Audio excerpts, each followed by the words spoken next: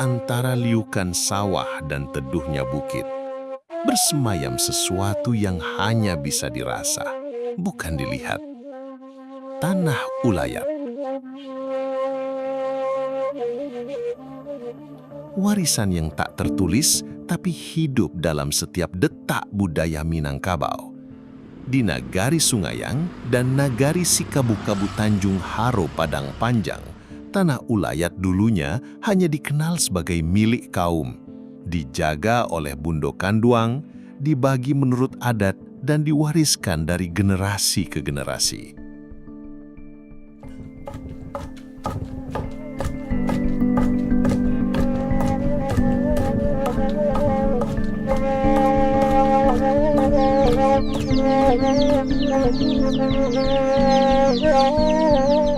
Tanah Ulayat merupakan hak komunal yang sebenarnya antara kesatuan masyarakat hukum adat dengan Tanah Ulayat itu tidak dapat terpisahkan, karena memang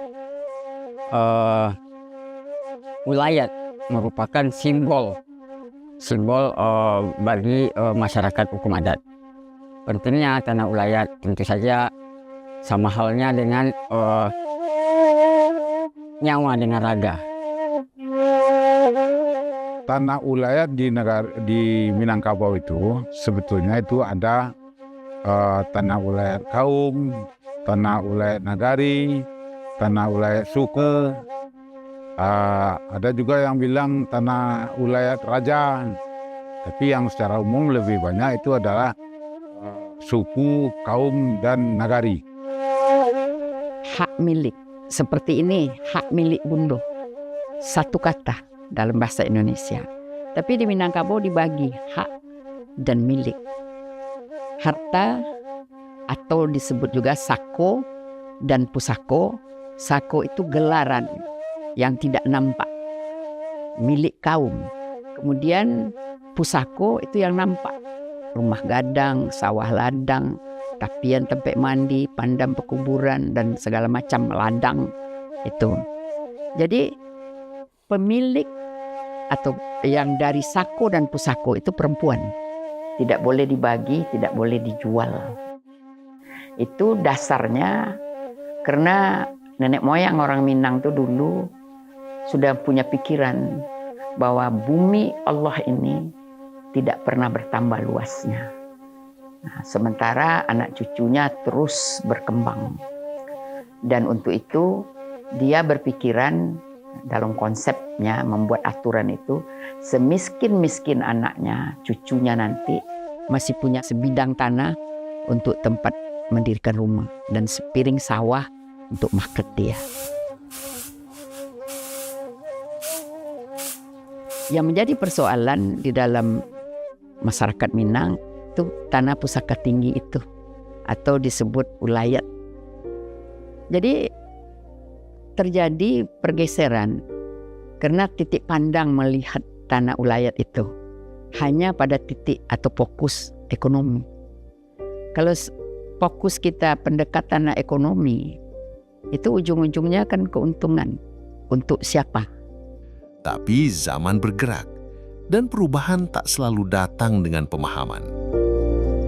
Emang terjadi fenomena di negara kami itu penebangan pinus di rumah. Kami mencoba melaporkan kegiatan anak kemerdekaan kami menebang kayu secara masif, massal, dan ilegal. Yang kami sendiri pada waktu itu berbagai upaya sudah dilakukan, mulai dari sosialisasi, himbauan, penekanan segala macam, tapi tidak membuahkan hasil, sehingga kami mau tak mau melakukan upaya hukum. Saya menangis, kita menangis semuanya. Sebagai anak nagari tentu rasanya sebuah kerugian besar.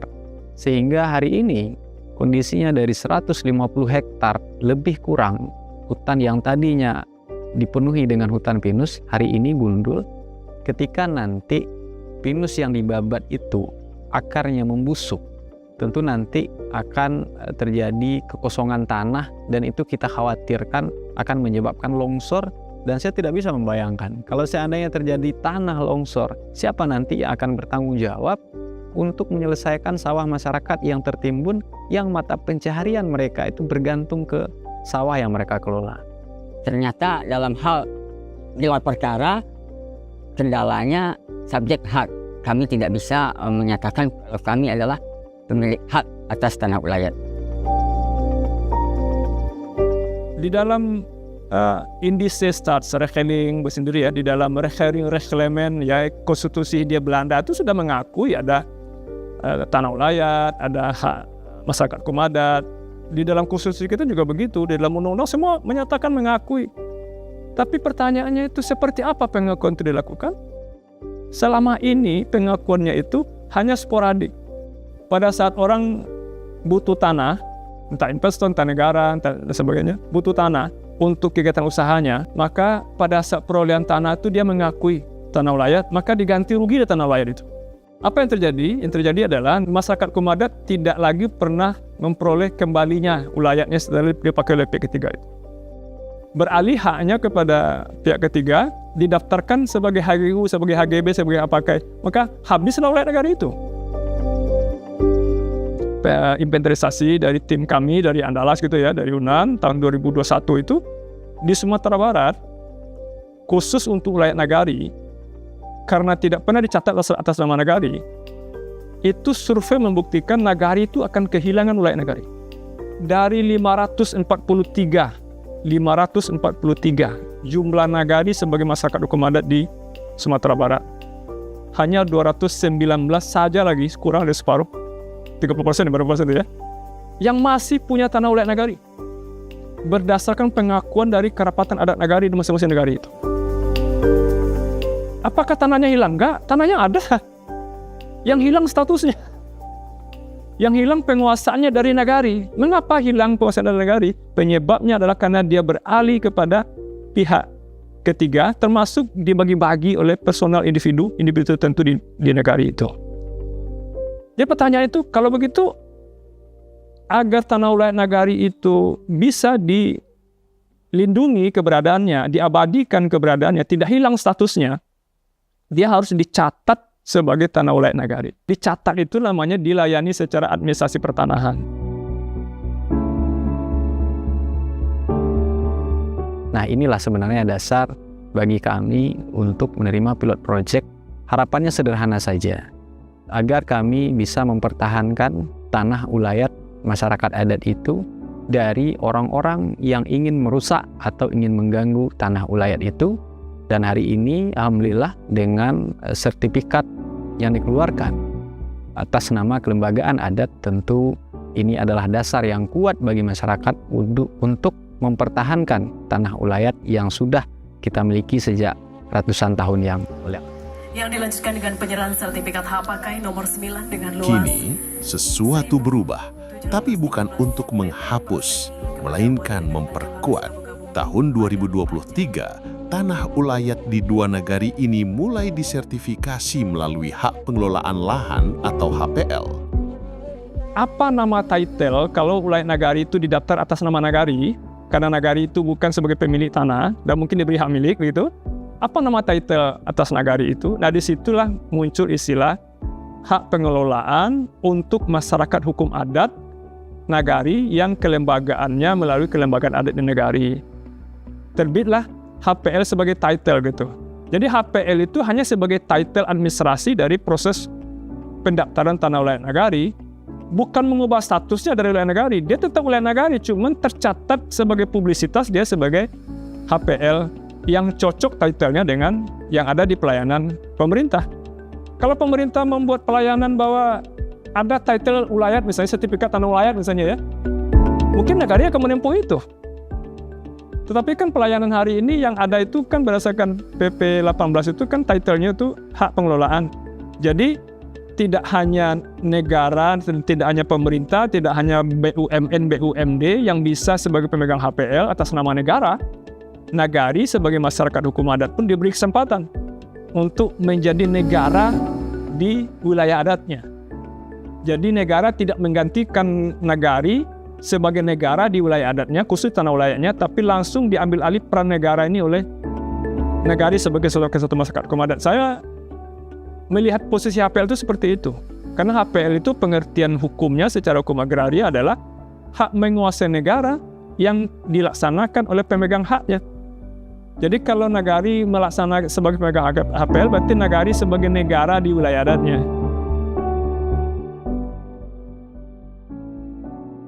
Inilah bentuk perlindungan hukum. Kita perlu, sangat perlu. Suatu saat kita akan meninggalkan dunia ini, yang kita sisakan apa? Yang kita sisakan adalah catatan positif bahwa kita telah mendaftarkan tanah ini untuk menjaganya demi anak cucu kita di masa depan. Itulah tujuannya pendaftaran tanah ulayat ini. Melalui Kementerian ATR BPN hingga saat ini sudah ada 10 sertifikat HPL tanah ulayat yang diterbitkan. Itu ada 6 di Kabupaten Tanah Datar, kemudian ada 3 di Kabupaten 50 Kota, dan kemudian ada 1 di Kota Pariaman.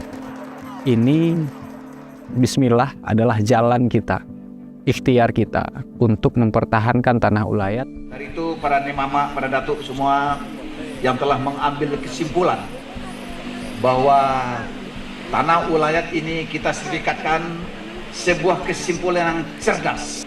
Karena tanah-tanah yang berperkara adalah tanah-tanah yang belum bersertifikat. Sungayang menjadi lokasi pendampingan pertanian oleh Kementerian ATR BPN, sedangkan Sikabu-Kabu Tanjung Haro Padang Panjang membangun harapan melalui program ekowisata berbasis adat dan alam. Kita juga membekali sebenarnya masyarakat hukum adatnya bagaimana merencanakan, bagaimana membuat perencanaan terhadap tanah ini. Tanah ini tata ruangnya bisa untuk apa? Apakah bisa untuk pertanian, bisa untuk perumahan, bisa untuk pariwisata. Jadi itu sebenarnya kita mendampingi juga sampai di situ. Jadi pasca penerbitan hak HPL, hak ulayatnya itu pun sebenarnya kita dampingin terus gitu. Itu peranan BPN di situ. Dan kita sepakat untuk mengelola hutan pinus yang masih tersisa tadi, yang masih tersisa sekitar 10% itu, dan hari ini kita manfaatkan untuk membangun unit usaha dari BUMDes kita atau BUMNAK, Badan Usaha Milik Nagari. Kita dirikan di situ unit usaha coffee shop, dan alhamdulillah itu mendatangkan pendapatan asli Nagari, kemudian mendatangkan pendapatan untuk masyarakat adatnya dalam bentuk program, dan juga membuka lapangan kerja bagi masyarakat kita. Dengan adanya HPL Tanah Ulayat ini, kita bisa juga membuka kolaborasi asal kesepakatan bersama. Apakah itu baik itu nenek mama, pemerintah adat, pemerintah nagari, pemuda-pemudi, dan juga lembaga-lembaga yang terlibat di dalamnya gitu. Memberikan pemasukan yang lebih besar terhadap nagari atau desa ini, seperti itu. Nah, buktinya dengan adanya Volka seperti ini, tanpa merusak hutan, tanpa merusak lingkungan, kita bisa menghasilkan. Dalam 2 tahun kita udah BEP, kita udah memberi lapangan pekerjaan kepada masyarakat, dan juga kita udah ikut serta lomba juga ke sana ke sini, alhamdulillah dapat juara seperti itu.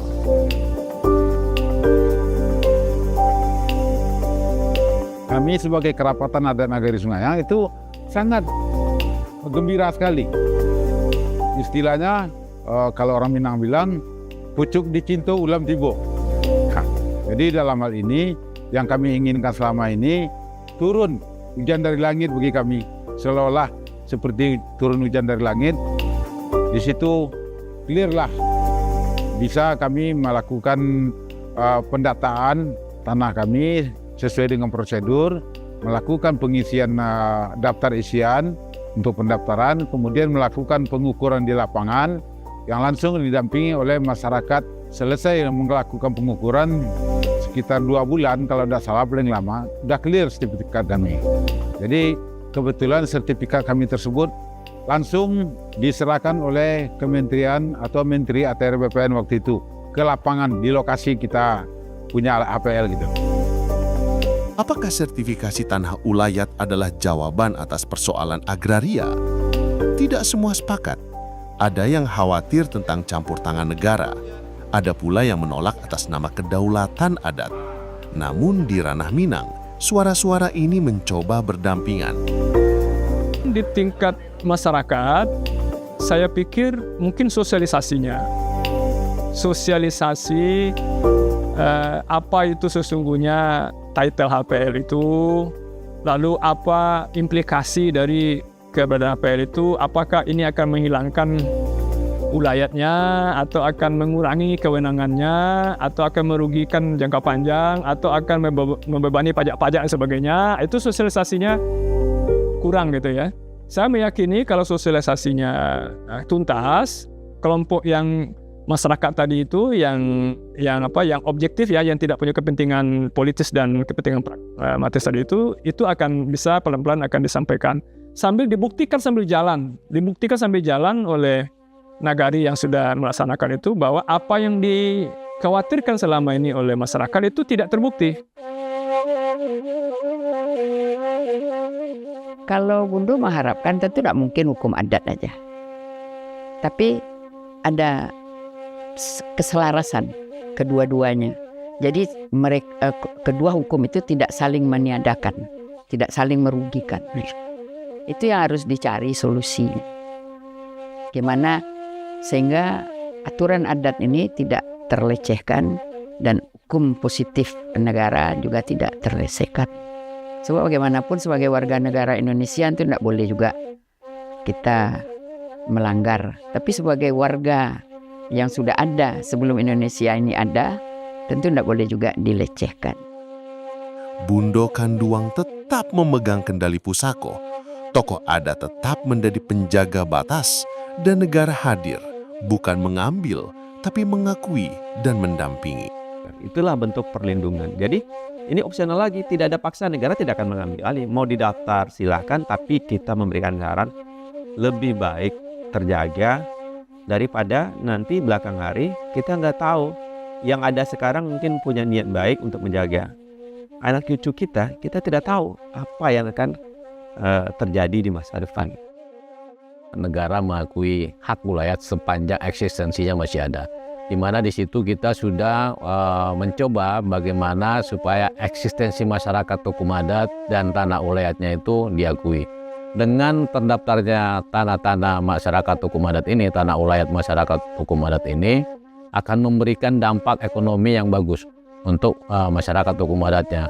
Kenapa? Karena tanah-tanah itu benar-benar bisa dimanfaatkan, bisa dikerjasamakan, dan bisa lebih produktif.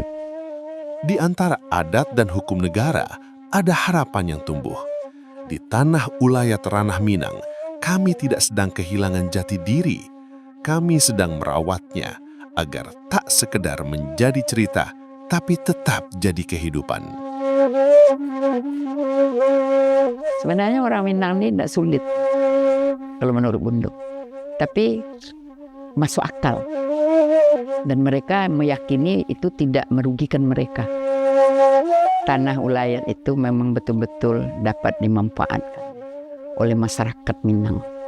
Terutama tentu perempuan yang menjadi punca dari sistem kekerabatan matrilineal Minangkabau itu. Awak mendapat, orang jangan kehilang. Nah, kalau kini kan banyak pengusaha-pengusaha, investor mendapat tapi orang Minang kehilangan. Tidak dapat apa-apa, dapat cuma menonton aja.